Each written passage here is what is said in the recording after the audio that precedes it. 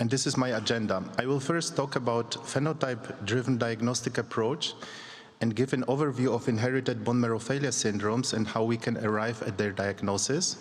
And in the second part, I will try to summarize what we know about genotype-driven approaches. But before I delve into the topic, I would like to address the question why accurate diagnosis is essential to patients with bone marrow failure. First, the treatment approach for bone marrow failure is very dependent on the underlying diagnosis. So the diagnosis must be reached quickly in some disorders, such as severe aplastic anemia, where essentially every day counts. On the other hand, one can wait a little bit in patients with stable phenotypes, for example, Diamond-Blackfan anemia. And the resulting management is tailored to individual patient. We must strike the balance between over-treating versus treating not when it's too late. Here is the first description of an inherited bone marrow failure syndrome that you all know very well, namely Fanconi anemia. The Swiss pediatrician Guido Fanconi reported almost 100 years ago a family with 3 siblings who presented with what he called pernicious anemia and skeletal anomalies.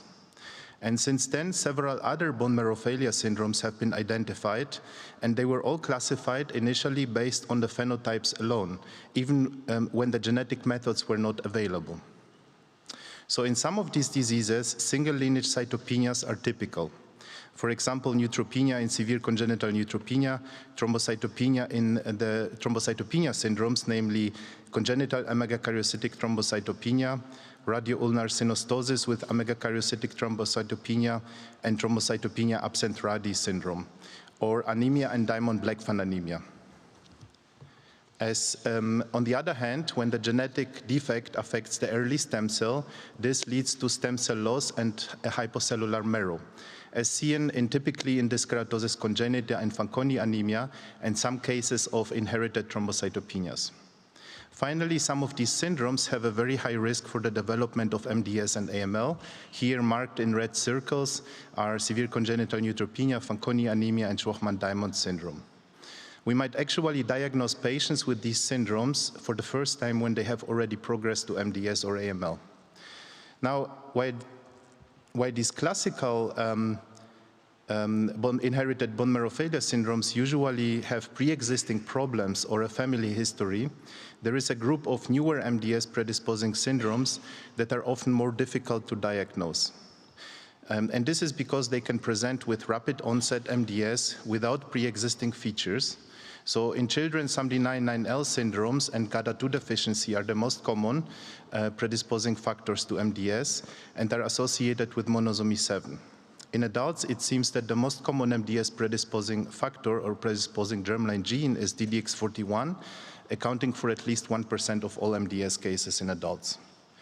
So the question I must ask, obviously because of the presentation title today, is why should we choose phenotype-driven approach first? And there are at least 3 answers that came to my mind. For example, genetic testing can introduce confusion. For example, variants of uncertain significance that are of unclear value and do not fit with the clinical phenotype. Then the diagnosis might be delayed if confirmatory testing is needed. For example, initially found in blood, variants of uncertain significance have to be confirmed in fibroblasts. And also many syndromes still have a proportion of cases with unknown genetics. For example, 25% of DBA cases have unknown genetics. Now, how do you perform the phenotype-driven approach can be a matter of a long debate among hematologists, but generally most bone marrow failure specialists would do it in a systematic and a stepwise approach. For example, starting with a family history, current and previous CBCs, marrow exam, then organ function assessment, functional assays, and looking for syndromic features. Now I would like to explain in detail, starting with point number 2. CBC can tell us a lot, especially the types of cytopenia, how is the ANC, ALC, or absolute monocyte count, AMC. This can give us a hint to certain diseases. For example, GATA2 deficiency, we would expect low monocytes at the initial disease stage, while high monocyte count can be encountered when GATA2 deficiency progresses to MDS. Then for the platelets is the question how, I'm sorry. For the platelets is the question, how rapid did the platelet count decline? Typically, it would be very fast in severe aplastic anemia, but it might take years in inherited bone marrow failure syndromes. So generally, the timing and the dynamics of the CBC is important. And the retic count is usually low, not only in DBA patients, but also in other patients with other bone marrow failure syndromes as well. The second question is the time point. Did it occur in infancy? This is typical for DBA, RUSAT, severe congenital neutropenia, and Shwachman-Diamond syndrome, or rather later in life, as seen with dyskeratosis congenita, Fanconi, or GATA2 deficiency. And again, these are the typical scenarios, but there are always exceptions to the rule, as we all know. The bone marrow exam is, of course, the essential diagnostic test for any patient with bone marrow failure.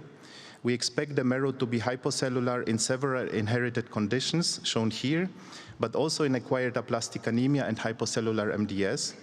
On the other hand, normal cellular marrow is typically encountered at diagnosis in Diamond-Blackfan anemia, severe congenital neutropenia, and Shwachman-Diamond syndrome. However, over time it can change. For example, Diamond-Blackfan anemia patients over time can develop hypocellular marrows. Dysplasia is often seen in these patients, especially when they develop full-blown marrow failure. And finally, we can observe lineage maturation defects that point to certain syndromes. For example, proretroblast loss would point to DBA. Phenotypically, arrest at promyelocyte level speaks for severe congenital neutropenia, and megakaryocyte loss for CAMT and RUSAT. As for the assessment of organ function, this can first rule out other differential diagnoses. For example, organs are typically not enlarged in bone marrow failure syndromes. The same goes for the lymph nodes. Here, one important differential would be ALPS syndrome.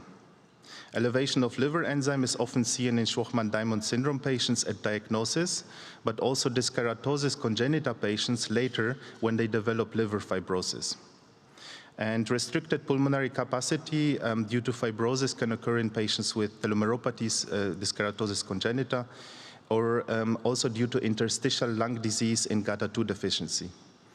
And we all know that exocrine pancreatic insufficiency is very common in patients with Shwachman-Diamond syndrome. Now, in patients with pancytopenia, we would also want to perform early on functional assays from peripheral blood because they can confirm certain diagnoses. These are, for example, chromosomal breakage testing that is diagnostic for Fanconi anemia. However, the results can be sometimes ambiguous in peripheral blood, and therefore fibroblast testing might be required, which can delay the diagnosis, of course, because you first have to grow the fibroblasts. So many experts recommend to get a biopsy, a skin biopsy early on and grow the fibroblasts, kind of as a backup. Then the telomere length analysis, most patients with dyskeratosis congenita will have very short telomeres in peripheral blood. But it is important to note that some acquired aplastic anemia and hypocellular MDS patients also have short telomeres without having an underlying telomere biology disorder. Now, we also routinely recommend to look at lymphocyte subsets and immunoglobulins. Several syndromes have decreased B and NK cells due to the failure of hematopoietic stem cell. But T cells, which are long-lived, are usually not affected in numbers. So it might take probably 10 to 15 years until we see a drop in the T cell numbers when the stem cells fail. And many patients also have low immunoglobulins. This is not very specific. We see it in many syndromes, GATA2 deficiency, dyskeratosis congenita, Diamond-Blackfan anemia, and possibly others. So with experience, we can also quite easily recognize syndromic features that are kind of red flags associated with certain syndromes. Here I would like to show you a few examples, and I would like to ask you to think which syndrome is hiding behind these phenotypes. So a patient with cytopenia and ADHD and congenital hearing loss will most likely have what type of genetic predisposition? GATA2 deficiency. A patient with pancytopenia and factorial association, here I'm talking about an infant child, will have most likely Fanconi anemia. A patient with urogenital anomalies and severe cytopenias, this is not very specific. It can be found in GATA2 deficiency, Fanconi anemia, SAMD99L disorder. Then a patient with ataxia cerebral hypoplasia, you probably know the very severe subtype of dyskeratosis congenita called Heurer-Hriderson syndrome, but we also know that it is very common in SAMD9L disorder. Finally, endocrine and adrenal insufficiency, this is found in SAMD9 Fanconi anemia, SAMD9 disorder and Fanconi anemia, and the symptom pattern of lymphedema and hydrocele, let's say in a patient who is 15-year-old and has cytopenia, this would be quite specific for a patient with GATA2 deficiency. Now, in the second part of my talk, I would like to start the second part of my talk with a case presentation, and then I will review the known genes and results from large genomic studies that most of them were unbiased. This is a previous patient of mine that presented at the age of 3 months with severe anemia and transfusion dependency, and also had neutropenia. Marrow was normocellular with erythroid hypoplasia. She also had cerebral hypoplasia, and later short telomeres were noted. At the age of 13 years, she was receiving steroids, which were started around age of 2 years old. She responded very well, had stable hemoglobin, and her MCV remained high. The neutropenia was still apparent. And then at the age of 19 years, she was off the steroids with stable hemoglobin, persistent neutropenia, and she also had quite problematic ataxia, low B and NK cells, and again short telomeres. So genetic testing for known DBA genes and dyskeratosis congenita were all negative. So as you see, phenotype assessment alone cannot solve this patient disease. And therefore, we have to resort to more sophisticated genomic studies. And I will come to this case at the end of my talk and provide you a solution. So as of 2022, there are at least 155 genes associated with germline predisposition to bone marrow failure and MDS. Here you see the major groups such as DBA, Fanconi anemia, severe congenital neutropenia, telomeropathies, Shwachman-Diamond syndrome, inherited thrombocytopenias, dyserythropoietic sideroblastic anemias, then MDS AML germline syndromes, Noonan rhizopathies, and on the most right you see the somatic genes that can be mutated in these patients, either initially or when they progress to MDS AML. Some of these genes overlap with the germline genes. The genetic causes are typically coding mutations, but also some syndromes might have lots of non-coding alterations, for example, GATA2 deficiency. We see intragenic or whole gene deletions as well, and the somatic changes are, besides mutations, often chromosomal gains or losses and uniparental disomies. The routine testing that depends on the local testing capacity includes single gene sequencing, CGH and SNP arrays, or MLPA testing for deletion screening, NGS gene panels or whole exome sequencing that can be biased towards a set of genes or can be also unbiased, but that takes a long time. And finally, whole genome sequencing and transcriptome sequencing are still in the research phase, but I think this is mainly due to the high price and the long turnaround times. But I believe that it will move to the mainstream in the next few years. Now I would like to discuss with you several studies that shaped the concept that unbiased or agnostic genetic sequencing might in fact be the right way to go, and they definitely changed my view. So in this study, the authors hypothesized that standard genetic testing misses patients with cryptic or atypical presentation. They used an NGS panel with 85 genes in 71 patients, and the main findings were that patients with clinical diagnosis of Fanconi anemia, in these patients, the NGS testing resolved subtype assignment, including patients who had unclear complementation group testing. And 11% of the patients with idiopathic marrow failure, MDS, had actually underlying germline conditions such as GATA2 deficiency, RUNX1, DKC1, germline mutation, or ligase 4 deficiency. And interestingly, they all lacked syndromic features. The next study was performed on behalf of the Melbourne Genomic Health Alliance group. In this study, the authors have prospectively examined in real time 115 patients with bone marrow failure syndromes using combined targeted NGS and exome sequencing. They found that germline mutations can be reliably found using both exome sequencing and NGS. So 52% of patients with inherited bone marrow failure syndromes had pathogenic germline mutations, 6% of patients with aplastic anemia hypocellular MDS, and in 1/3 of patients with unclear, unclassified bone marrow failure syndrome, germline mutations were detected. They discovered several novel mutations shown here, and as for the somatic alterations, exome sequencing had expectedly lower sensitivity in detecting these alterations. And the study resulted in change of management in multiple patients. For example, for some patients, the decision to move to early transplant could be based on the genetic testing results. This is another flagship study from France. The authors analyzed a cohort of 179 patients with bone marrow failure with unknown cause, yet suspected inherited origin. They performed exome sequencing in skin fibroblasts, and they found pathogenic germline mutations in 48% of these patients. So the main discovered disease groups were transcriptopathies, such as CATA2 and RUNX1, telomeropathies, ribosomopathies. They also found patients with ligase 4 deficiency that I have shown in the previous study as well. But the most exciting finding was the discovery of novel syndromes, namely SAMD9 and 9L disorders in over 18% of cases. Many of them had transient cytopenias and also transient monosomy 7.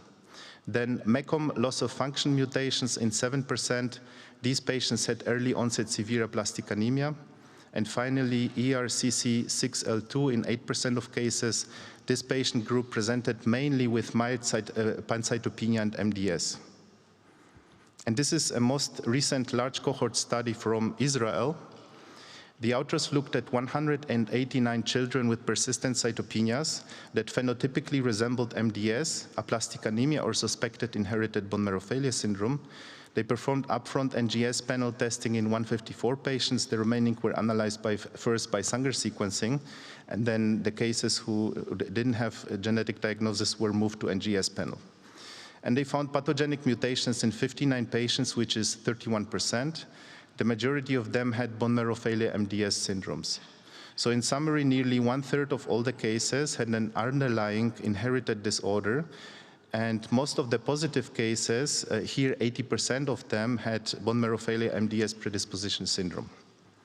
So now, at the end, I would also like to show you our pilot study that we have performed in my lab at St. Jude. The idea was to test the diagnostic utility of whole genome sequencing as an all-in-one assay to identify mutations and also chromosomal alterations, both germline and somatic, in one sample. So at study entry, we had 3 groups of patients, 44 patients with bone marrow failure or MDS syndromes with known molecular diagnosis. These were assessed by standard clinical testing and were known to the clinicians. 17 patients with unknown molecular diagnosis, but a phenotype that was fitting one or another bone marrow failure MDS syndrome, and 6 patients with aplastic anemia where we knew which subclonal changes they have, for example, PNH clone or 6PLOH clone. All cases were blinded to the computational biologist and variant analyst, and throughout the whole pipeline that is shown here. And finally, at the end, after the variants were provided to the study clinicians and genetic counselors, the results were unblinded. And here are the results after the unblinding and review. All diagnoses that were previously found by clinical sequencing were also detected by whole genome sequencing in blinded fashion. Of the second group, we resolved the diagnosis in 29%. These were the patients with unknown molecular diagnosis. So here we found mutations in ankyrin D26, RPS17, RPL5, MSN, and TAS. These patients were not found by standard clinical sequencing due to several reasons. Finally, whole genome sequencing was able to detect only subclonal lesions in the aplastic anemia group only in 3 out of 5 cases, showing the inferiority of this method for small subclonal changes. We have used only 60x whole genome sequencing, which is by far not enough to find small, for example, small PNH clones. But the quite exciting finding for me was the discovery of chromosomal alterations. So here, for example, from top to bottom, you see monosomy 7 in a patient with germline GATA2 mutation. Then a revertant UPD7Q in a patient with SAMD9L syndrome. And finally, an escape UPD6P clone, which causes HLA homozygosity or loss of heterozygosity in a patient with aplastic anemia. So now I would like to come back to the previously shown case. This is a patient with initial marrow phenotype of Diamond-Blackfan anemia. There is erythroid hypoplasia. The patient responded to steroids. But the patient also had other features such as cerebral hypoplasia or short telomere and neutropenia, which made the diagnosis difficult. So after inconclusive gene sequencing, we performed a SNP array, and identify a large microdeletion of RPL35A, which also encompassed other genes. Interestingly, the third gene is located very close by, and maybe some regulator of that gene might have been also missing in that large deletion. So in summary, this patient has a Diamond-Blackfan anemia with contiguous gene syndrome, explaining the additional features. Now, I think that we cannot really answer the question which is the better approach, genotype or phenotype first. At the end, it is probably a good balance of both approaches. So while we start the phenotypic workup, we can also send out genetic testing, which usually takes some time. So one approach cannot really exist with the other one. So think about a good balance of both approaches. I would like to thank you for your attention. Special thanks goes to the bone marrow failure program at St. Jude, the patients, and our collaboration partners at the North American Pediatric Aplastic Anemia Consortium and the European Working Group of MDS in Childhood. Thank you very much.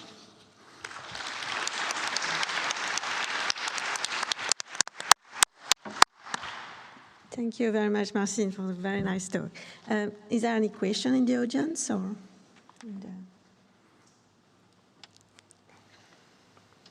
No? We begin. Oh, go ahead. No, thank you, Marcin. That was, as usual, very well done. So I completely agree on your final slide that you probably don't have black and white, but you have to find a combination. Because in order to complicate further the scenario, we also know that there are kind of immunodeficiencies that may show up as marrow failure, and then you detect the underlying genes. Our group demonstrated that. The question is, I still think that you probably should start with the phenotype, but the question is which level of genetic investigation you should apply further.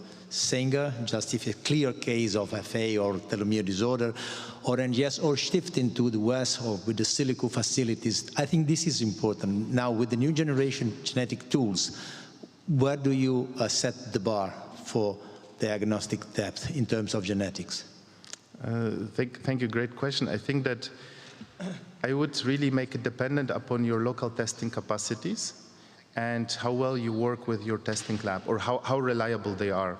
So for example, a good testing lab that performs targeted NGS approach for all genes at once might be helpful to quickly diagnose a Diamond-Blackfan anemia, right? It might take, let's say, 2 weeks. On the other hand, if you have a testing lab that performs in your institution, that performs the sequencing of 5 most common DBA genes, that would also do it, if you think of Diamond-Blackfan anemia. And now, talking about the more kind of the more ambiguous phenotypes, let's say pancytopenia with strange syndromic features with unclear family history, I would probably go from the very beginning for rather the broad approach. But then the question here is as well, how important is it for you to, for example, move to transplant quickly, right? So that's kind of a dilemma to get the sequencing results fast. Hi, Marcin. Fantastic talk. I just had a clarifying question and then a follow-up question. So for your really intriguing study of whole genome sequencing, could you clarify for the cohort for whom they lacked an initial molecular or genomic diagnosis, had they then run through whole exome sequencing first and then whole genome, or the first start was whole genome? So the clinical testing included panels, and very often in a stepwise fashion. And I have to say that one of the kind of the limitations of the study is that we looked retrospectively over the past 10 years. So let's say 8 years ago, some of the patients were tested using one panel, then another panel, and at the end, nobody arrived at the diagnosis. Nonetheless, some of these genes were covered and they were missed. In one patient, we missed a gene deletion because that NGS panel was not set yet to detect microdeletions, right? So, but overall, the clinical testing was done using panels or Sanger or CGH array. Got it, terrific. And then my follow-up question is, we're finding with increasing sort of genomic analyses, frequent identification of deep intronic variants that look suspicious. Do you have an approach or a suggestion for how to follow up on those as those become increasingly identified, particularly as we rotate perhaps to whole genome approaches? I think that's why I believe it's kind of really the future. If we are able to start the whole genome sequencing now, collect the patients, collect the FASTQ files at one point in the future when we regroup, we can look at patients with similar phenotypic features that might have, for example, distant enhancer or some distant regulatory elements. For example, patients with monosomy 7 that has features of GATA2 deficiency, where we didn't identify a mutation, would you expect some regulatory element somewhere in the genome? But that's difficult to do with one patient only, so if we are able to get more patients like that. And I think overall the approach to look for unbiased in an unbiased way for regulatory alterations is very difficult because you will come with a lot of noise, right? So I think it's really the way to go for these kind of whole genome non-coding sequences, because we are looking at 99% of the genome theoretically. Okay, when you boil it down only to regulatory sequences, maybe it's only 20%, but nonetheless, it's 20 times more than the exome only, which is a lot, right? So it might be very confusing. Ulla Vartijavaara-Kautto from Helsinki University Hospital.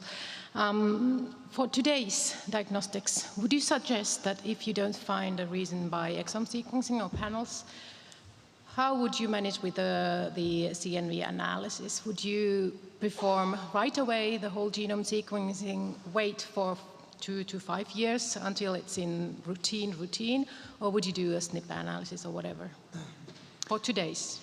So I think for today, if your testing lab is not able to run a deletion duplication analysis from the whole genome, from whole exome, I think these pipelines are getting better and better. So the same testing lab that was not able to do it 2 years ago will probably be able to do it now with new pipelines. So I think if your testing lab is able to do it, go for it. If not, CGH array and SNP array is a quite routine method that is also approved by healthcare companies, and the turnaround time is quick. But then the question is the CGH array high resolution? Will it accurately detect small intragenic deletions, right? Yeah, that's in practice what I'm afraid that we say that we can't find out there is nothing, and then actually there is something and we miss it. Yeah, that's correct. That's still a dilemma, I think, that we are still missing lots of intragenic small deletions, 1 exon, 2 exons, and so on. We have to do research. Yeah. Thank you. I've got a question. For the functional tests, do you think that if you do the whole genome and the very high technology, you need to have functional tests after that?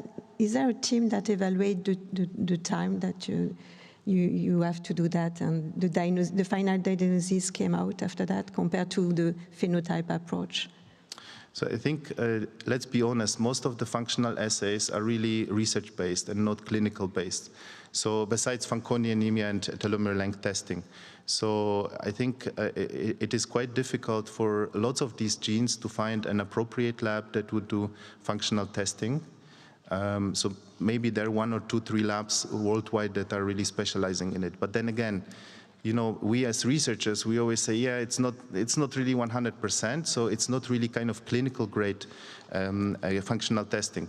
But I have to tell you a story. So we have a patient with SAMD9L variant that we didn't know what it was. The patient had thrombocytopenia since birth, and there was SAMD9L variant detected, germline.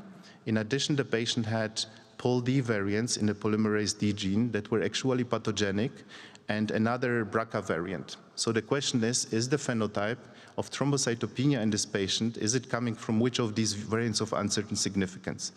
Now, in a follow-up testing now, we sequenced the SAMD9L gene again, and we found a small subclonal SAMD9L additional mutation at a variant allelic frequency of 5%. So now, in this case, I would call it a natural functional assay, because this patient has a typical, pathognomonic feature of somatic rescue that is specific only to SAMD9L syndrome. We know that it's found only in SAMD9L syndrome, so here we have a natural functional assay. Similar, for example, for 6-PLOH, this would be a patient with aplastic anemia. You wouldn't find it in a patient with Fanconi anemia, right? Thank you. Thanks. Thank you so much.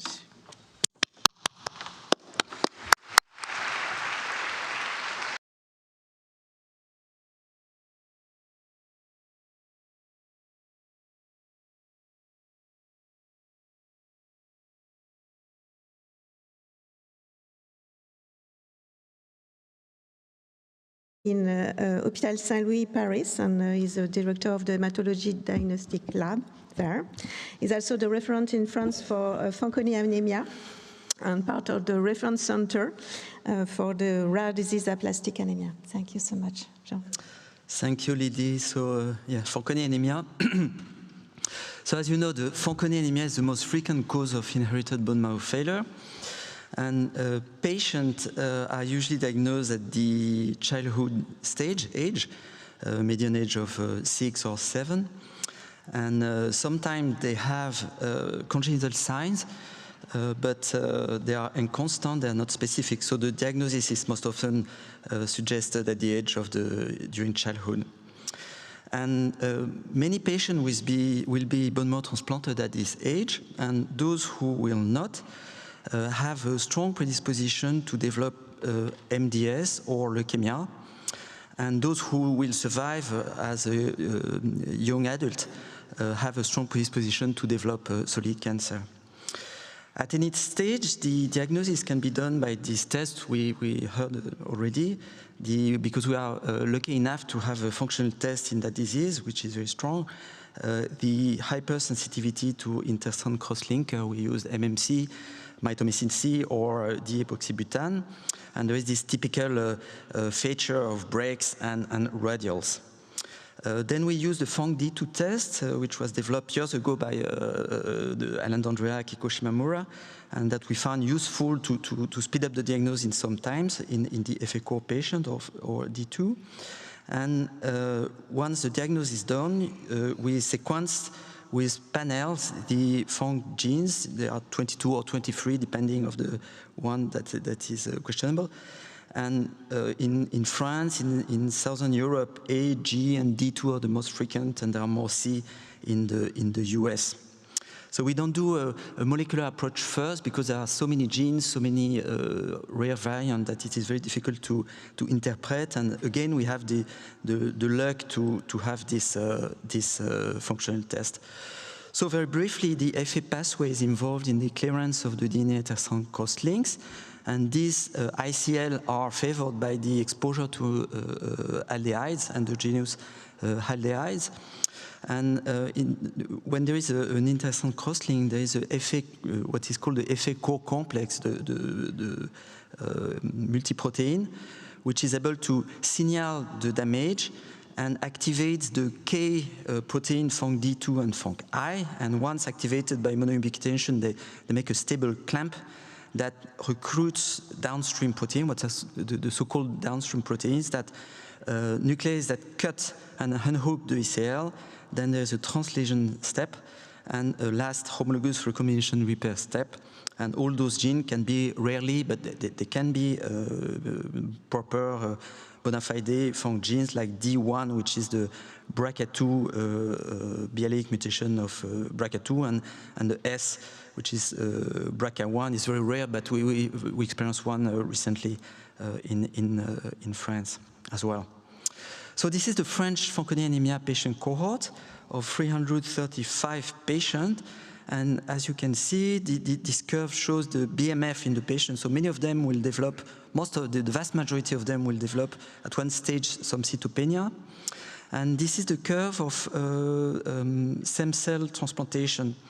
And I put them here because this is important. It changes the onset of the other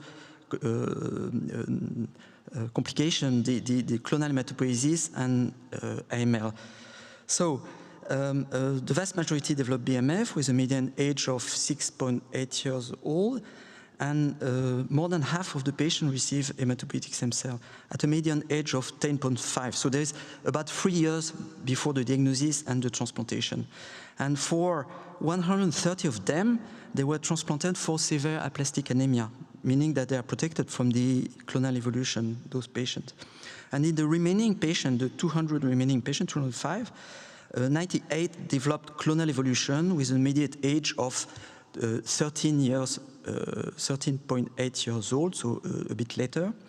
And 72 developed MDS or AML by the age of 40. At the age of 40, 72 had developed MDS or AML, so 20% of the whole cohort.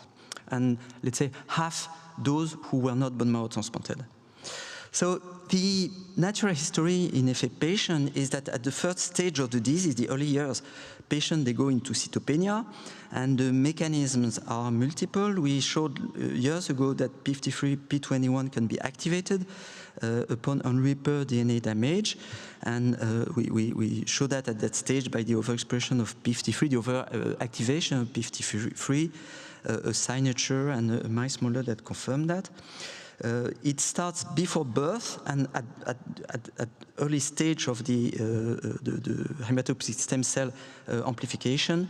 And the patient, they at birth, even if they have no cytopenia, they already have a restricted HSC pool.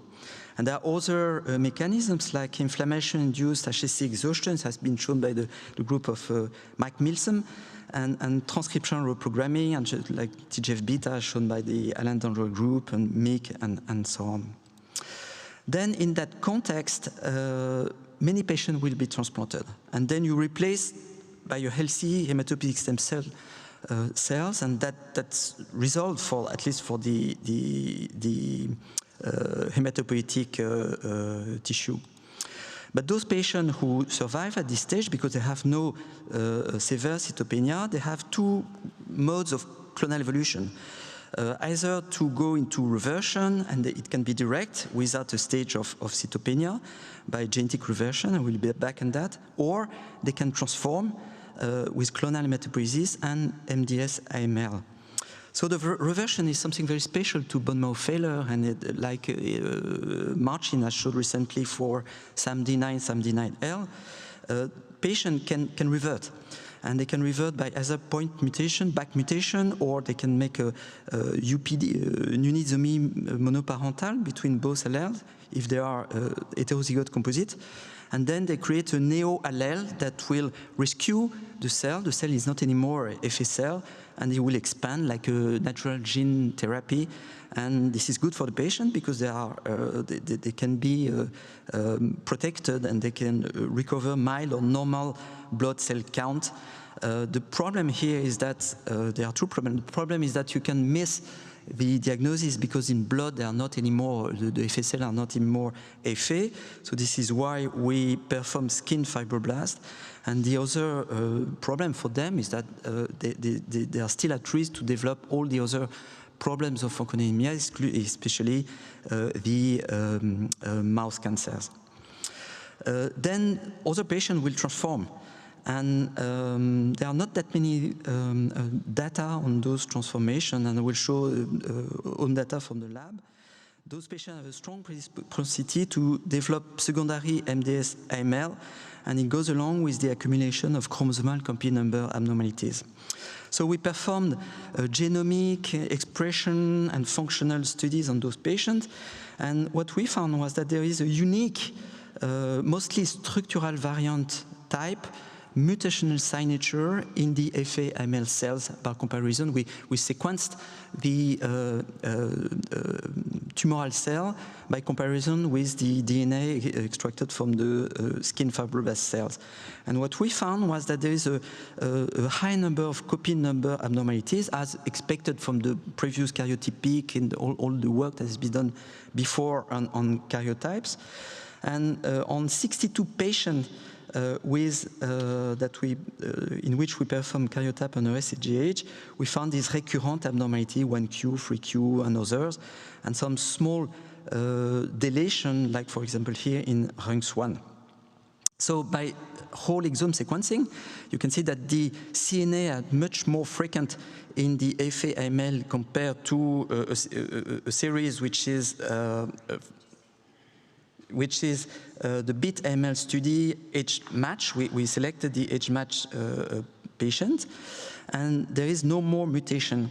But the whole genome sequencing on different patients, we saw that the tumor mutational burden is not higher in FA-AML than in non-FA-AML from the target pediatric study.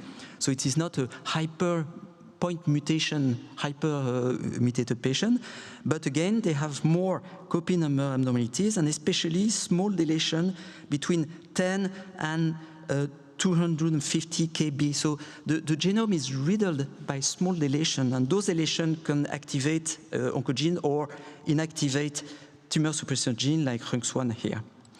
So if you think about the driving abnormalities, we have let's say 5 recurrent abnormalities, 1Q duplication, which is extremely frequent. More than half of the patients have this duplication of 1Q. And then 3Q duplication was shown by Tonys and Mayer some years ago. And these duplication, they pick on AVI1. So the oncogene is AVI1 in 40% of the patients. Then the RUNX1 can be deleted or mutated in 35% of the patient, and 7Q is lost. It is rarely a full monosomy 7, but a 7Q deletion in 1/3 of the patient. There are some signaling mutation found in not that many cases, but often the proliferative AML. It occurs with the expansion of a proliferative AML, and somewhat unexpectedly, very few P53 mutations. We were expecting many P53 mutations because those patients, they overexpress P53, they activate P53 at the BMF stage, and they have a complex karyotype. And I will show you why there is few point mutation. So we did RNA-seq and found few gene fusion, except some PRDM16, which is a homologue of AVI1, RUNX1, translocation, which is recurrent, but not that frequent. And no additional gene, no PGA, no other gene that could rescue at early stage. And these copy number abnormality, they accumulate with the progression in the bone marrow, while the mutation do not. So if you take the individual stories one by one, you know, by putting the stage of the bone marrow, the cytogeny, we make we reanalyze centrally all the bone marrow of the patient, and then you put the karyotype and molecular abnormalities. You can see that there is this accumulation, and that at the early stage with only 1Q, there is no strong myelodysplasia or blast, and the blast comes, and the high-risk myelodysplasia come with the other recurrent abnormalities, 3Q, 7Q, and RUNX1. This is a Bradley-Terry model that shows that the blast comes afterwards, and 1Q comes always the first. And if you study, again, case by case, the clonal evolution, it is not a branched clonal evolution, but a linear clonal evolution in every informative cases, which is a bit different than non-FA, MDS, or AML. And then by studying the patient with only 1Q, isolated 1Q at the beginning, you can see that it is not that, the evolution is not very fast. And in 15 patients with that other abnormality that 1Q, 5 did not progress with a median follow-up of 3 years. 10 had a genomic evolution, but only 4 to MDS excess of blast or AML, and 6 accumulate some passenger mutation, but without evolution, meaning that it is not a highly evolutive disease, and let's say you have time to decide what to do for the patient, if you will bone marrow transplanted, at what stage, and depending of the evolution. So this is not the topic of the day, but just to say which are the drivers of oncogenesis between 1q, which is the most frequent abnormality in those patients. I remind you, more than half of the patients, they have clonal evolution with 1q. So what is behind 1q? To solve that, we mapped all the deletions. So on that chromosome 1 are shown all the deletions. Mostly it is the long arm of chromosome 1, the entire whole arm of chromosome 1, because there is a fragile site here. We studied that, but I have no time to show you. But there is it picks on a region, a minimal or a common region of amplification, of duplication, in which at the very last border there is MDM4, which is always in the duplication. So we made the hypothesis, because MDM4 is one inhibitor of p53, that MDM4 could be amplified, the expression, because of extra copies. We compared non-1q versus 1q clonal evolution in FA patient and showed that there is an overexpression in the 1q cases compared to non-1q, with exactly the level of expression you would expect from 2 to 3 copies. So there is 1.5 more expression in those patients, which, for example, as a control is not the case for MDM2, the other inhibitor of p53, which is not changed. And then when you compare patients before and after clonal hematopoiesis, at the clonal hematopoiesis stage, not the blast stage, you got what you expect from overexpression of MDM4, meaning more MDM4, less p53, less p21 in the few patients for which we got the material before and after this stage of transformation. And by profiling the expression, you can see that at the early stage, as we showed before, there is a hallmark of p53 expression in non-clonal FA versus healthy cells. And when the FA patient progress to clonal hematopoiesis, when you compare clonal non-1q versus 1q, there is down-regulation, as expected, again, of this p53 pathway. So MDM4 it could be really a surrogate of p53 mutation, and p53 do not mutate in that disease because it's not a hyper mutating disease. The genomic instability in this very young patient is not hypermutation, it is chromosomal abnormality with a fragile site on 1q. They are prone to lose, to gain 1q by unbalanced translocation. And to confirm by experiments that it was really a driving gain of MDM4, we produced transgenic mice by introducing the complete MDM4 gene. So there are existing mice with a massive overexpression under LTR of MDM4, but we thought it would not reproduce the disease. So we created the mice with only 1 copy or extra copy of MDM4, and it leads to a very mild overexpression of MDM4, which can be quantified at 1.5, exactly what we see in the patient. And you can see by the eyes, the difference is very subtle. But these differences was very efficient in 2 models. The model that was developed by Mike Milsom, because you know that FONC mice, they do not spontaneously develop bone marrow failure. You have to trigger them with inflammatory clues. So this is what we did. And in FONC-G only mice, the mice, after several cycles of inflammatory exposure, they will develop a bone marrow failure. Here are shown white blood cells, but it goes into all cell lines. And if you cross the mice FONC-G with the transgenic mice, those transgenic mice, the subtle overexpression of MDM4 will rescue this bone marrow failure in the mice. And in a second model, we crossed the mice. We use those mice for competitive experiment, and in a Fanconi background, there is a selective advantage for those cells who mimic clonal hematopoiesis. So it doesn't mimic leukemia, it mimics the first stage of clonal hematopoiesis that takes over the Fanconi only cells in these mice. So This gives us a model of clonal evolution that we call canonical because it involves more than half of the patient. So it is the typical model of clonal evolution in Fanconi anemia. It can be different, but the typical model is this one.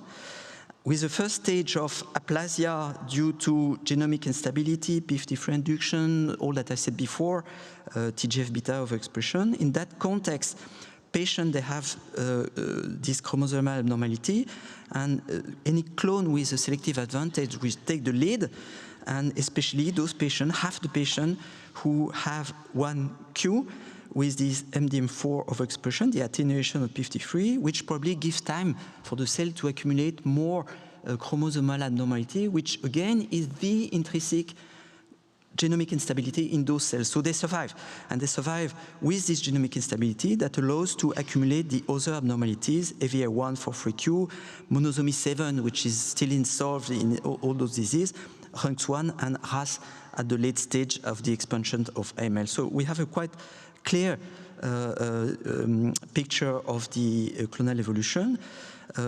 The treatment would be to make a hematopoietic stem cell transplant for those patients at the good stage, and we can discuss whether we should perform this at the early stage, or we believe at St. Louis Hospital that it is you get time to find a good donor, to see the dynamic of evolution, and if the patients are stable, we do not transplant them, but we will need many patients to confirm this is the good attitude. So this model of clonal hematopoiesis, I wrote in the title, it was a paradigm. Marcin Włodarski talked about this expanding genomic landscape of inherited bone marrow failure. And beside the classical Fanconi telomere disease, short telomere disease or telomere dysfunction, immunodeficiency, ribosome, we have these new diseases, SAMD9, SAMD9L, that they study a lot at St. Jude, ERCC6L2, it's a completely new disease, LIGAS4, SBDS, which is known as SRP70, many of them. And they go into several core biological pathways. These are the biological pathways that define bone marrow failure. And I have to say as well, MDS, these are the same stage, different stage of disease that can be basically the same at the genomic level. So hematopoiesis, as expected, for the GATA2 is well known, RUNX1, FPDML for years.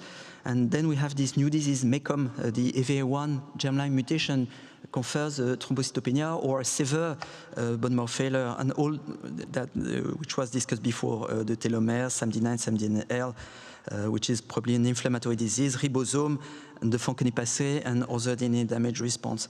And for some of these disease, the core of the problem is that there is what David Link calls stressed hematopoiesis. And stressed hematopoiesis can be found in FA, in SBDS, with this ribosome dysfunction, ERCC6L2, which is probably a DNA damage, mitochondrial disease.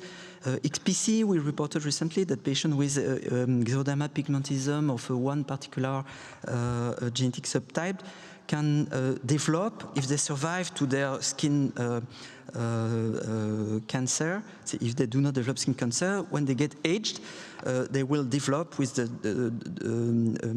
myelodysplasia and AML as well. So each of those diseases, they have their own dynamic, as was well shown. FA, they develop the myelodysplasia and AML as young adult. SBDS, they are neutropenic before, and then they can go into AML later in life.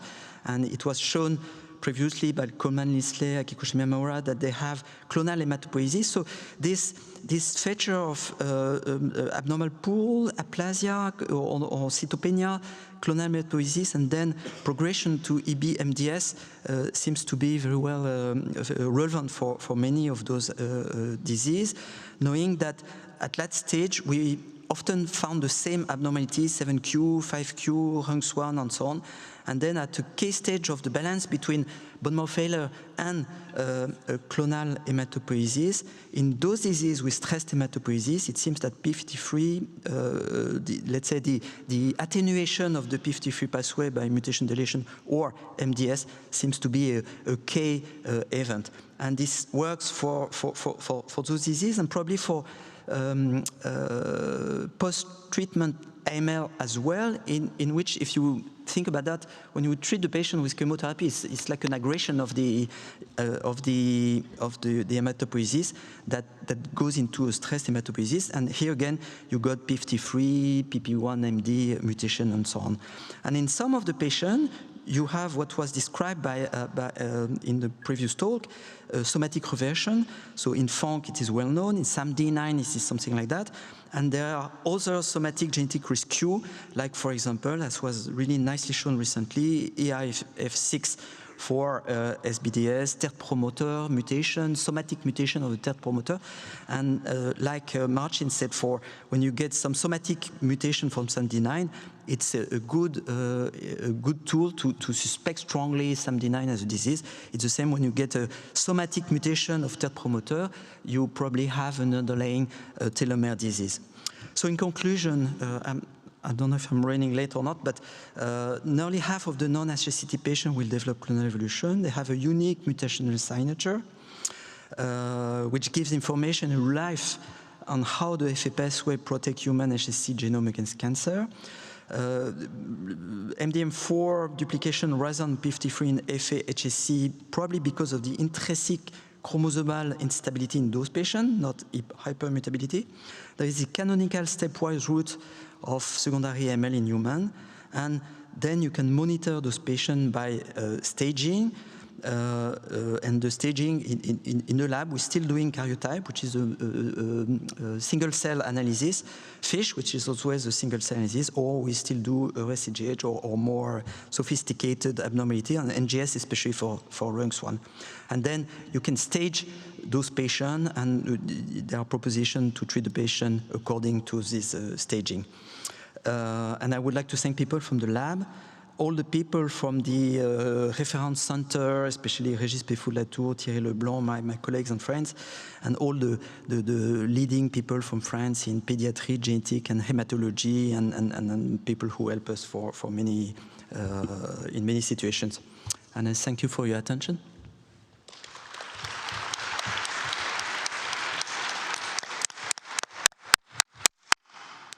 Is there any question?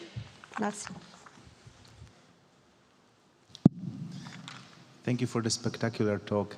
I have two questions regarding the 1Q gain. Yep. First, what is the longest surviving patient that you have experienced with 1Q gain that would not develop MDS AML?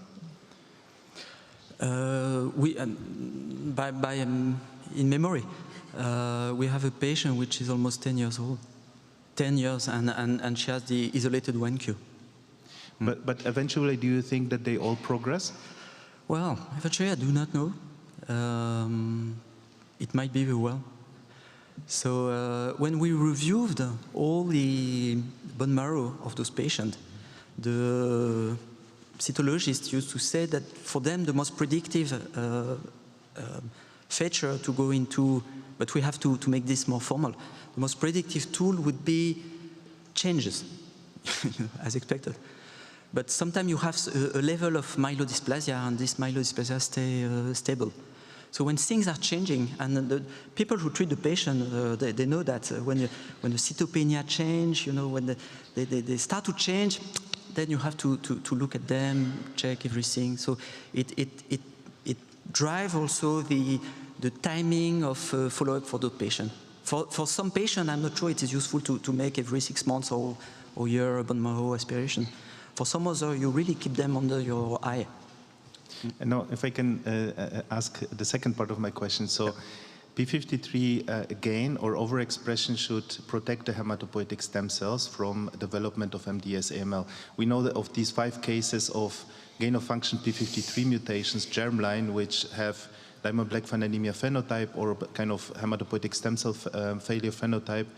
None of them had cancer or leukemia.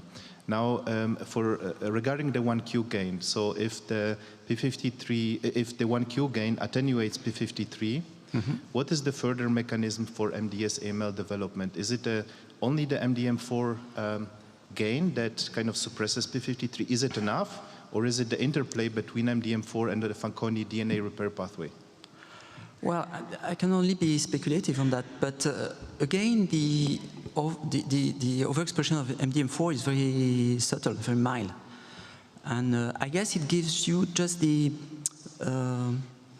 tool for the cell to survive, you know, without more than a selective advantage that they do not die. But then they still have the chromosomal abnormality. So in some patients, you don't have the 1Q step. They go directly into RUNX1, AVR1, and so on.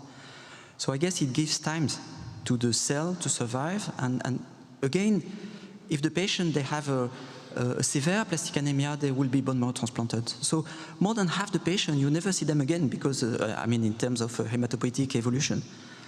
So it's a good and a bad, you know. You have to be alive to develop complication.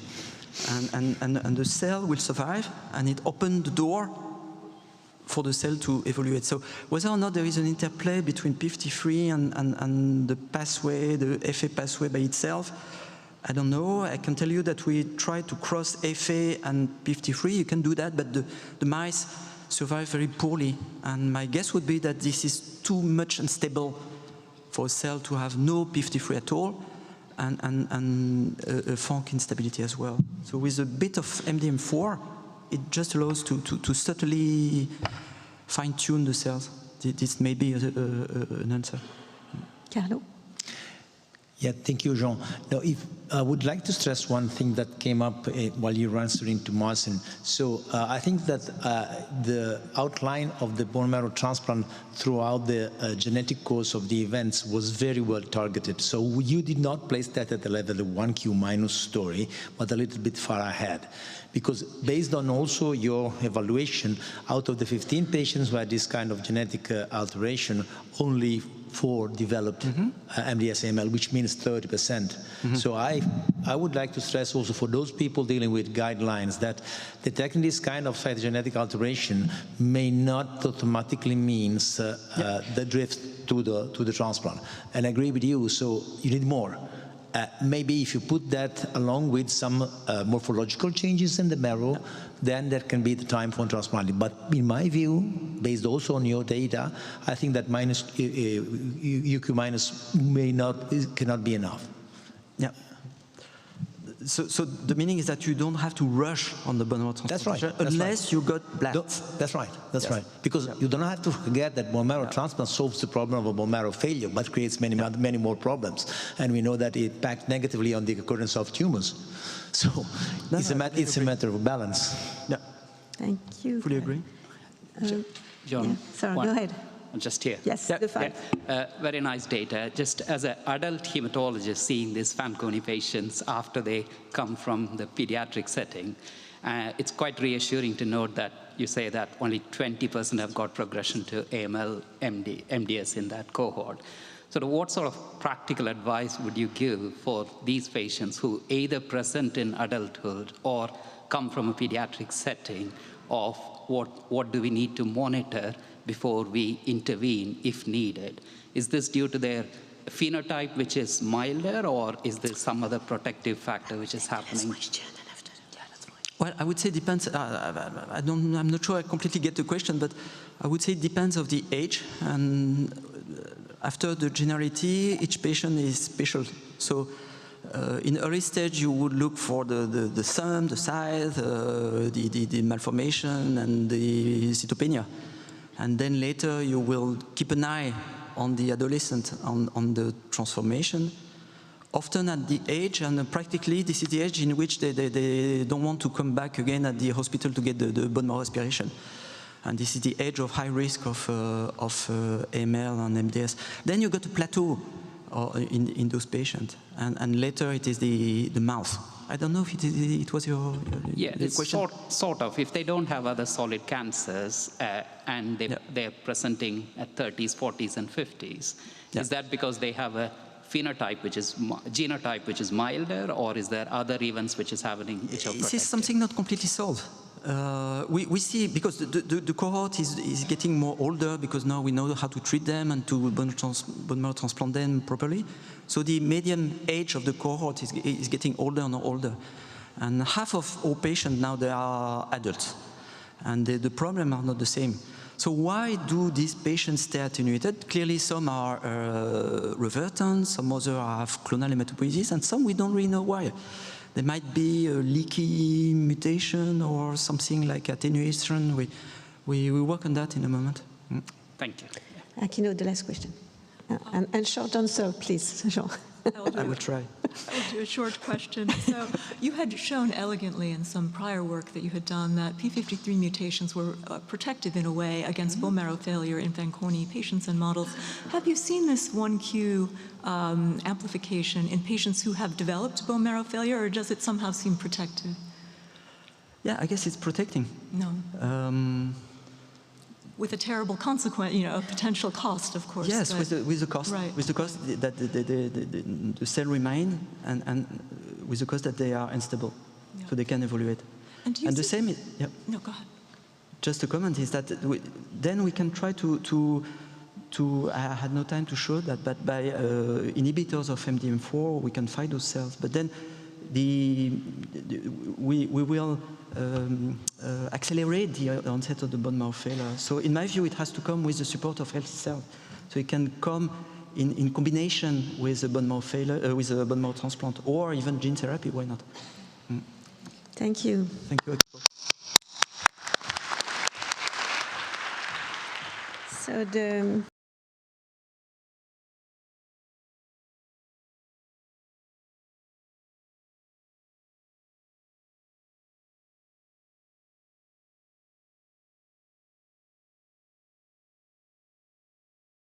University of Basel, Switzerland, and she's a specialist in aplastic anemia and PNH. Thank you so much, Beatrice. Thank you very much for the kind invitation. It's an honor for me to be here today with this distinguished colleagues presenting before me. And I will talk about TPO mimetics and aplastic anemia. And I will talk about acquired aplastic anemia. We have heard a lot about inherited aplastic or inherited bone marrow failures before. So now we focus on acquired aplastic anemia, because actually the data in inherited aplastic anemia for TPO mimetics is very scarce. So if we want to talk about TPO mimetics, we first have to understand actually what is the effect of those agents. And we learned a lot about TPO mimetics actually in the field of ITP. This is a picture of a review in the New England Journal talking about ITP, but actually it shows quite nicely the effect of TPO mimetics. We know L-Trombopac, we know vomiplostim. There are different agents actually in how they work. And actually vomiplostim is an agent. It's a polypeptide which binds directly to the receptor and in consequence activates the receptor over the JAK-STAT pathway. Now L-Trombopac works differently. It binds to the transmembrane region of the C-MPL. So there can be discussions about that. It works also differently in the end effect. And what is also very interesting is that vomiplostim actually has a compatibility effect with TPO. So we still have endogenous TPO. We have to keep that in mind in the field of aplastic anemia, where TPO is elevated in a higher concentration.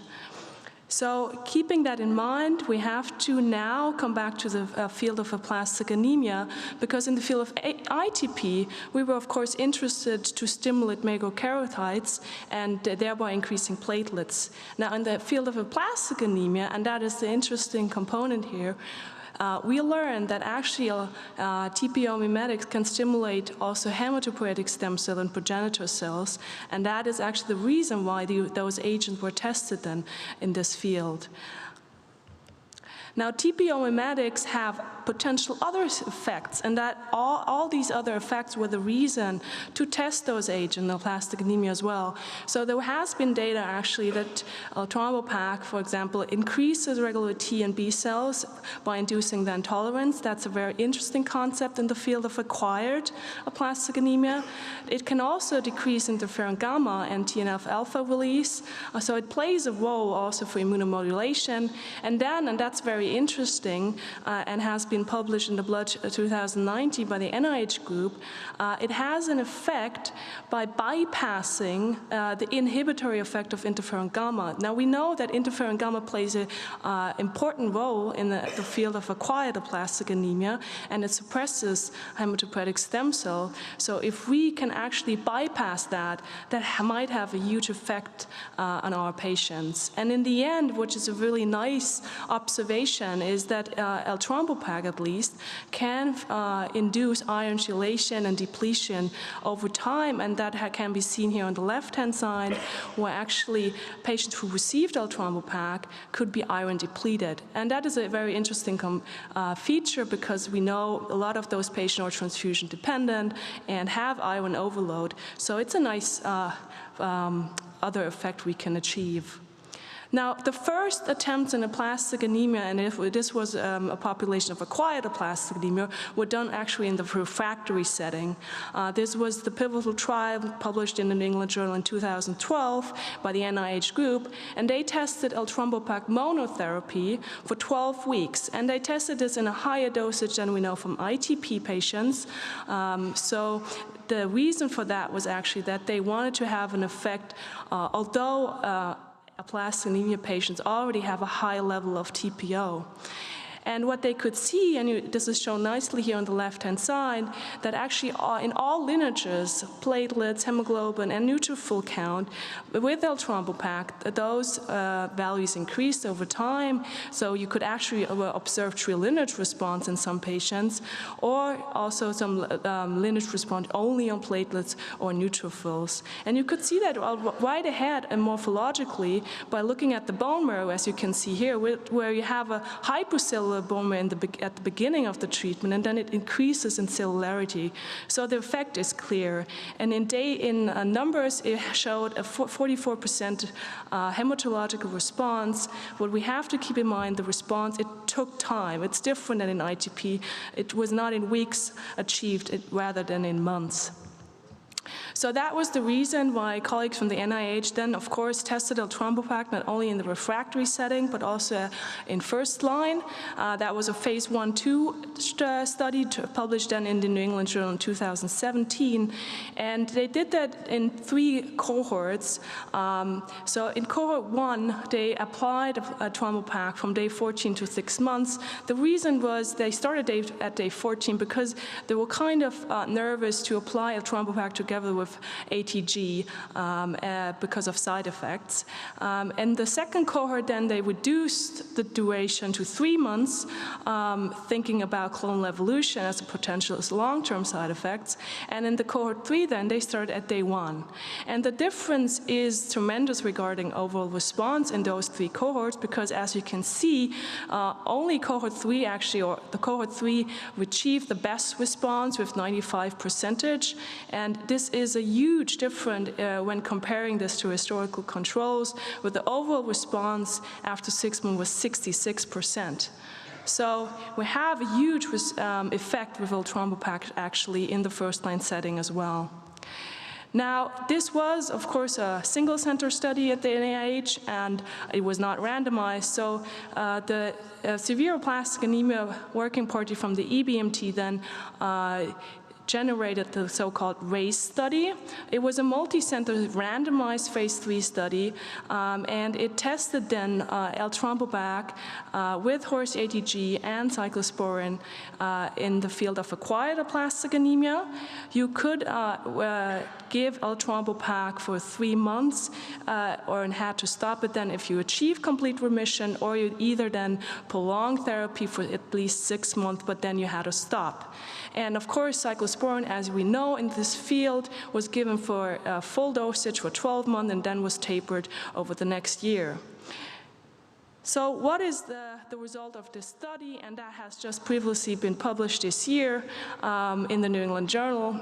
So what we can see actually is that eltrombopag in the multi-center and randomized setting has still an effect. It has a huge effect actually, but there are some differences I want to talk about to you now. So first of all, the endpoint was a little bit different here in this study. So colleagues looked at 3 months complete remission.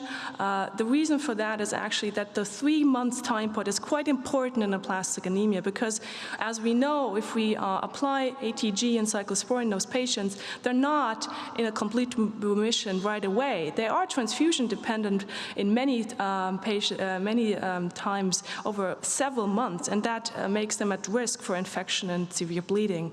So it's quite important that I have a quick response, and therefore the 3 months response is a very important time point for patients and their survival. And what you can see here is in group B, that was the group with eltrombopag, they had a significantly higher complete response rate. If you then look at the secondary endpoints, and that was complete and partial response at 6 months, it also shows that the patients with eltrombopag have a higher rate of those endpoints, so complete remission and partial response. Now that seems lower than what we have seen before with the NIH, and we have to keep in mind that in this study, there were some differences in the administration. So eltrombopag actually was given starting day 14. So there might be a difference if we start eltrombopag actually also at day 1, which was done in the cohort 3 in the NIH study. And then the definition of partial response was also done differently in this trial. So partial response was defined by transfusion independency. And that is, of course, a more strict response. And if you would apply actually the response definition of the NIH, then the group B would have an overall response of 79%. Colleagues also, of course, looked at the follow-up data, and we had a median follow-up of 2 years. And what you can see here is with group B, so that was the group actually who received eltrombopag, that over those 2 years, we still have patients who either have no response, have a relapse, or clonal evolution at 2 years.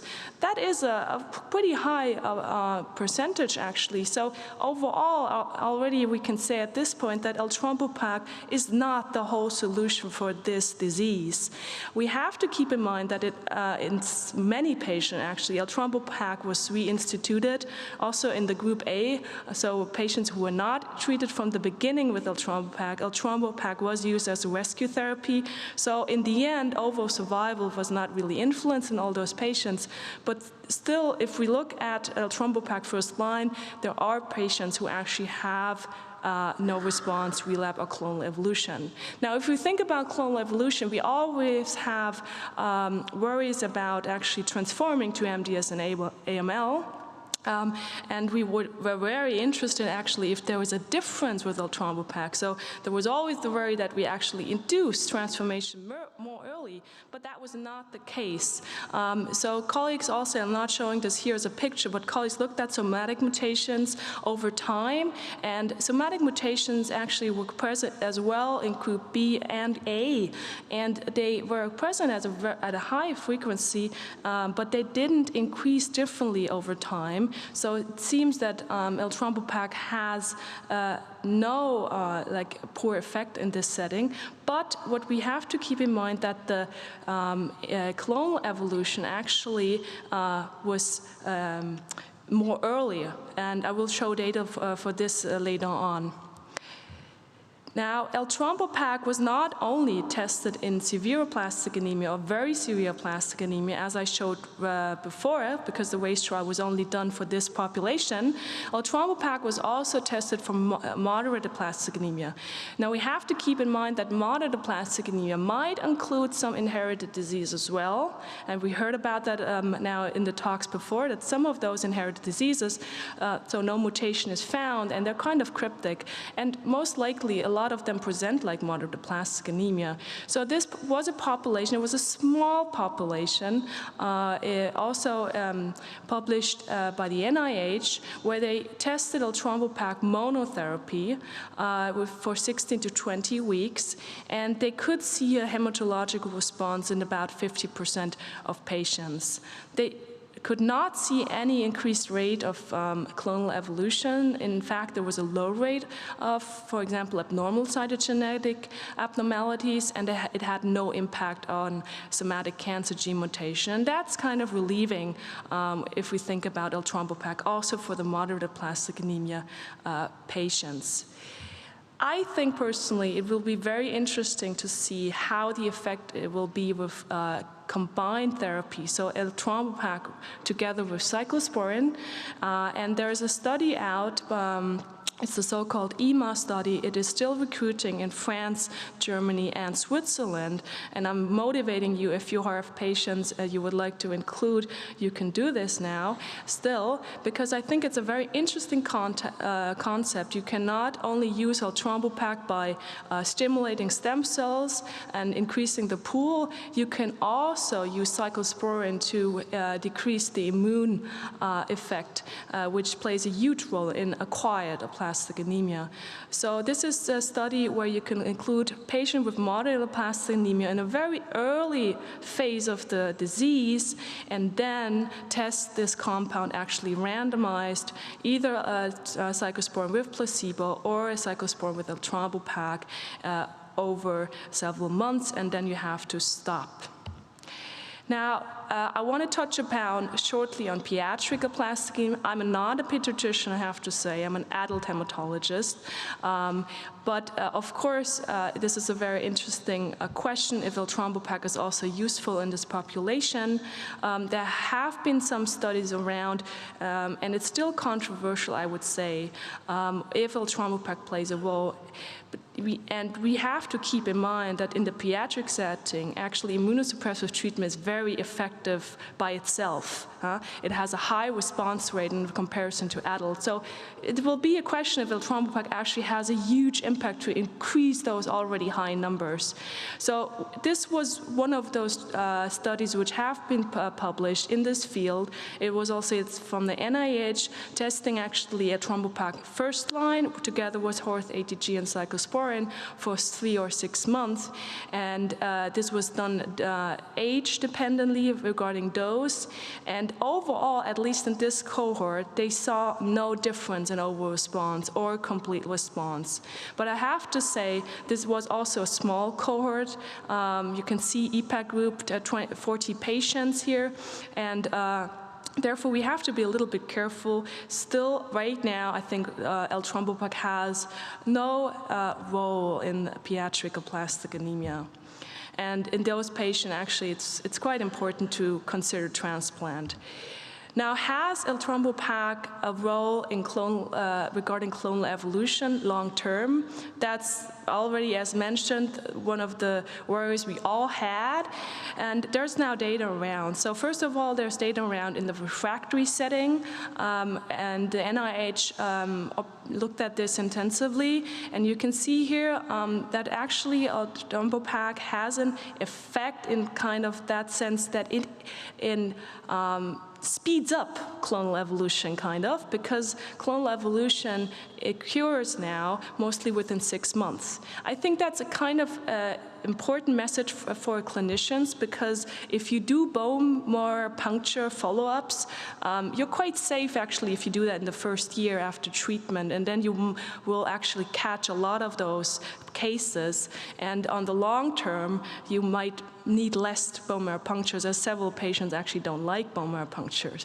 So that's an important message for the clinicians. Still, and that is important, it seems that the rate actually overall is not increased. So 90% actually had clonal evolution. Now, from historical cohorts, we know this is the number which we already had in mind with 15% overall.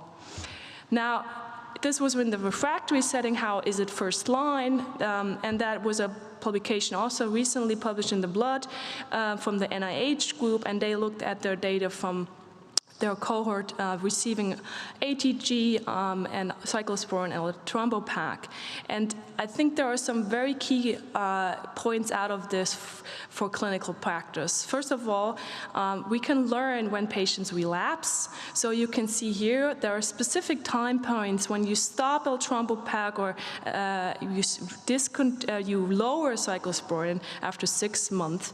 Then you have, of course, a lot of patients who relapse. The second time point for relapse is actually when you discontinue cyclosporin. That's not new. We have known for ages now that a lot of patients actually need cyclosporin maintenance over time. Otherwise, they will fall with their blood counts.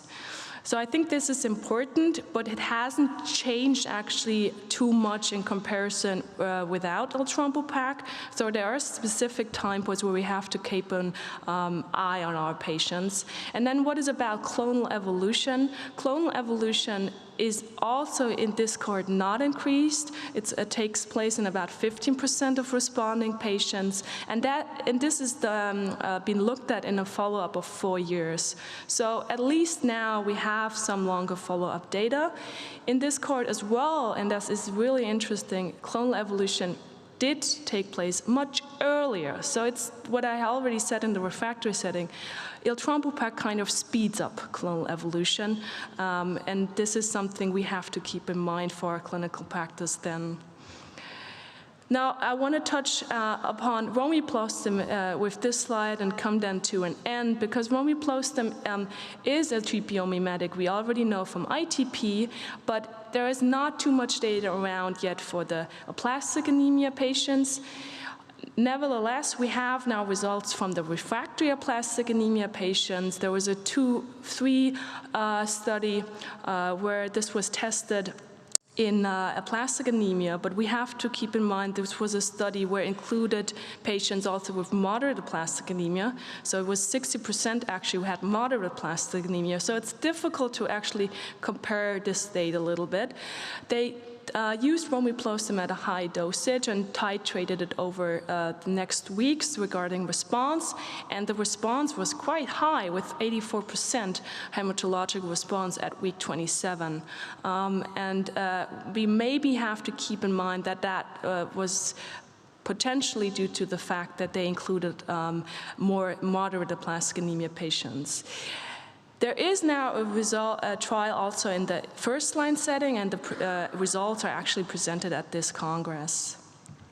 So with that, I actually want to finish up and show my summary for this talk. We are talking now about acquired aplastic anemia. I have not touched upon inherited bone marrow failures. There are some results also in inherited disease showing some promising results actually, but I think this will not is too preliminary actually to summarize up here. Now, in acquired aplastic anemia, we always have to ask ourselves, and that's very important, is this patient a transplant candidate? This is, of course, driven by the fact how severe is the disease, how young is the patient, how fit is the patient, has he have a match-related donor, but then we have to act quick, because time is really important in aplastic anemia. The earlier you treat patients, the better the outcome. If there is the case that we have a patient, for example, who is older, over 40 years usually is the cutoff, who has no donor, for example, and has a very severe or severe aplastic anemia, then nowadays, if we look at the TPO mimetic data, we should then follow the response rate which I talked about now, and we can see that actually for a treatment-naive patient, first-line setting, eltrombopag has a huge impact, at least in fasten-up responses, and so I think right now this is the standard for applying this treatment.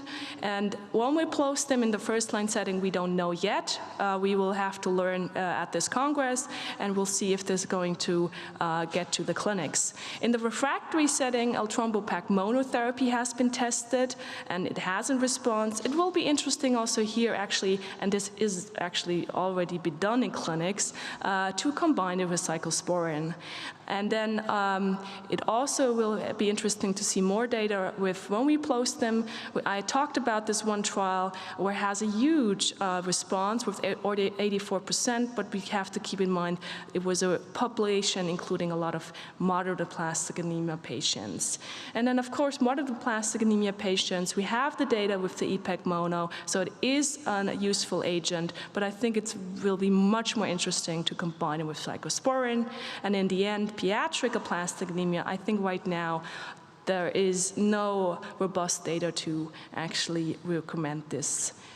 So with that, I would like to finish up. Thank you very much, and I'm very open for questions.